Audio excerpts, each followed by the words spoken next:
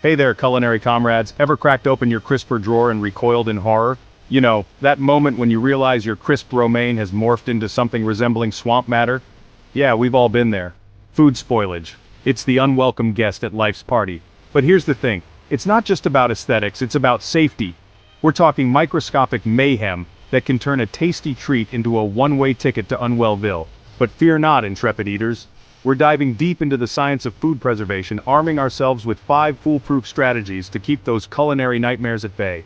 Ever opened your fridge to find slimy greens or mysterious fuzzy spots? Food spoilage isn't just gross, it's risky. Let's explore 5 science-backed facts to keep your meals fresh and safe. Now let's talk temperature, people, because when it comes to food spoilage, heat plays a starring role. You see, those microscopic munchers that turn your food funky, those bacteria, they're a lot like Goldilocks. Not too hot, not too cold. They crave that just right temperature. And that, my friends, is what we call the danger zone. Imagine this. A thermometer stretching from 40 degrees Fahrenheit to 140 degrees Fahrenheit. That's the danger zone. Prime real estate for bacteria to throw a full-blown rave in your leftovers. And the worst part? They multiply like culinary criminals, doubling their numbers every 20 minutes. So, what's a responsible food enthusiast to do? Simple: refrigerate those perishables within 2 hours of purchase, or 1 hour if it's a scorcher of a day above 90 degrees. Trust me, your stomach will thank you. Alright folks, let's talk about a culinary crime more sinister than overcooked pasta cross-contamination. Picture this: you're prepping a delicious chicken dinner, but your cutting board becomes a bacteria breeding ground. Then you use that same board to chop your veggies, unknowingly creating a pathogen party on your plate. Not exactly the recipe for culinary success, is it? Raw meats, those innocent-looking eggs, and our fantastic friends from the sea, they can harbor some seriously unwelcome guests. We're talking Salmonella, E. coli, the kind of bacteria that can turn a delightful dinner into a digestive disaster.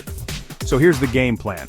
Always store raw proteins in sealed containers and keep them on the bottom shelf of your refrigerator.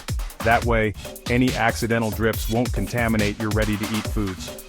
Think of it as culinary zoning, keeping the raw and the ready-to-eat safely separated. Chapter 3. Expiration dates. Those cryptic numbers and phrases plastered on our food packaging can be more confusing than a cooking show hosted by a mime. But fear not, my friends, because today, we're cracking the code. First up, the sell-by date. Now this one's mostly for the grocery store's benefit, telling them how long to display a product. Then we have the best before date. This one's all about quality, not necessarily safety. Think peak flavor, optimal texture, the best version of your food. And finally, the use by date. This one's important, folks. It's the last day a product is at its peak freshness and, more importantly, safe to eat. So the next time you're staring at a jumble of dates, remember, sell by for the store, best before for peak deliciousness, and use by for your safety and well-being. Chapter 4. Remember those microscopic mischief makers, those bacteria we talked about earlier? Well, they've got a partner in crime: moisture. You see, moisture is like a welcome mat for mold, inviting it to set up shop and wreak havoc on your food. Think of it this way. Moisture creates a cozy little spa for mold, allowing it to flourish and multiply. And let's be honest, nobody wants their fridge to resemble a science experiment gone wrong. So, how do we combat this moisture menace? First, line those veggie containers with paper towels. Think of them as moisture magnets, absorbing any excess humidity. And for our dry goods like grains and cereals, consider adding silica gel packets. They're like tiny little dehumidifiers, keeping your pantry staples dry and mold-free. Chapter 5. Now for my favorite part: fighting food spoilage with nature's own arsenal of preservatives. Because long before artificial preservatives took center stage, humans relied on natural methods to keep their food fresh and flavorful. And trust me, these time-tested techniques are anything but old-fashioned. First up, we have salt, the granddaddy of all preservatives. Salt draws out moisture, creating an inhospitable environment for bacteria.